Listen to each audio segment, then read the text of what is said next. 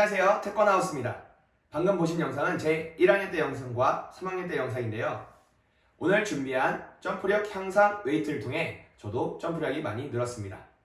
도약 발차기는 주요 태권도 학과 총장기 대회에서 한 부분을 차지하고 있을 만큼 시범 중에 가장 중요한 부분이기도 합니다.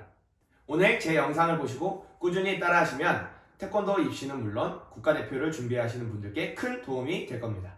자, 그럼 시작해 보도록 하겠습니다.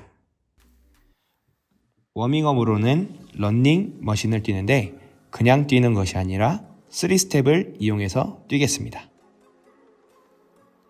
인클라인 높이를 올려주시고 속도는 11에서 12로 3스텝을 이용해서 러닝 하겠습니다.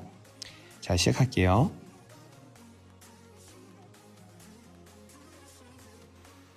왼오 왼오 왼오 왼 왼오 왼오 왼오 왼 시간은 10분에서 15분으로 띄워주시면 됩니다.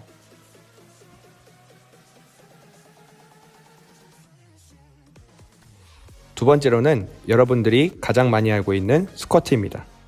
스쿼트는 허벅지를 이용해서 든다는 생각보다는 대둔근, 즉 엉덩이 근육을 수직으로 올린다는 생각으로 해주시면 됩니다. 자, 다음은 잘못된 예입니다. 무릎이 앞으로 나오는 경우가 볼 수 있죠. 자, 올바른 예로는 무릎의 각도가 90도가 된 경우를 볼 수 있습니다. 세 번째로는 데드리프트입니다. 데드리프트는 대부분 척추 기립근이 메인으로 작용되는 운동으로 생각하시는데 데드리프트는 대둔근을 수평으로, 즉 앞뒤로 움직이는 운동입니다. 잘못된 예로는 허리를 굽히는 경우입니다. 내려갈 때 허리가 이렇게 굽여지면은 허리에 엄청난 무리가 가게 됩니다. 자, 다음은 허리는 폈지만 올라갈 때 허리에 반동을 주는 경우입니다. 이렇게 반동을 주게 되면 허리에 큰 무리가 가게 됩니다. 네 번째로는 런지인데요. 런지 또한 허벅지에 신경을 쓰는 것보다 내려가고 올라갈 때 엉덩이 근육을 이용한다는 생각으로 해주시면 됩니다.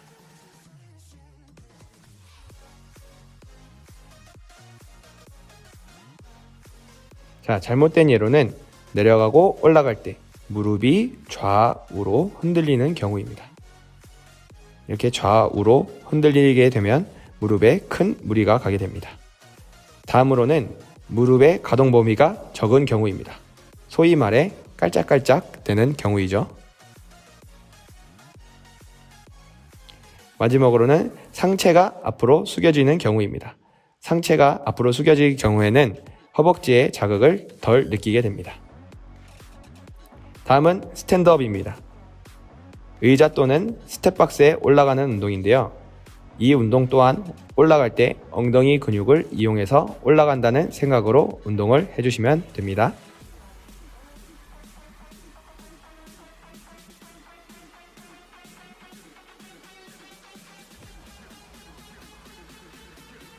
잘못된 예로는 런지와 마찬가지로 올라가고 내려갈 때 무릎이 흔들리는 경우입니다. 무릎이 흔들리지 않게 집중해서 올라가도록 하겠습니다.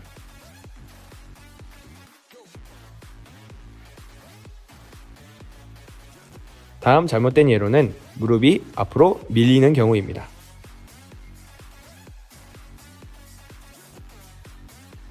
다음 예로는 상체가 숙여지는 경우입니다. 상체가 숙여지게 되면 정자세보다 운동 효과가 떨어지게 됩니다.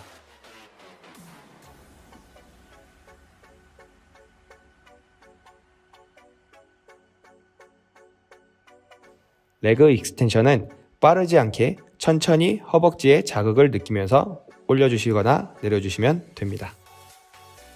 무게를 들기 위해 허벅지로 드는 것이 아니라 엉덩이를 띄워서 들게 되면 운동 효과가 많이 떨어지게 되죠. 다음 예로는 반동을 주는 경우입니다. 이렇게 반동을 주게 되면 무릎에 굉장히 무리가 가게 됩니다. 다음 잘못된 예로는 무게를 무리하게 올려 무릎을 다 펴지 못한 경우입니다. 이 또한 운동 효과가 떨어지게 되겠죠.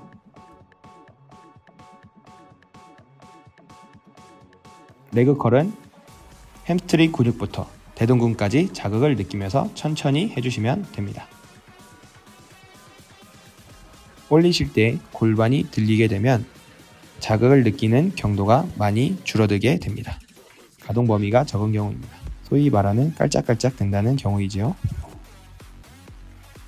자, 마지막으로 보너스 카프레이즈입니다.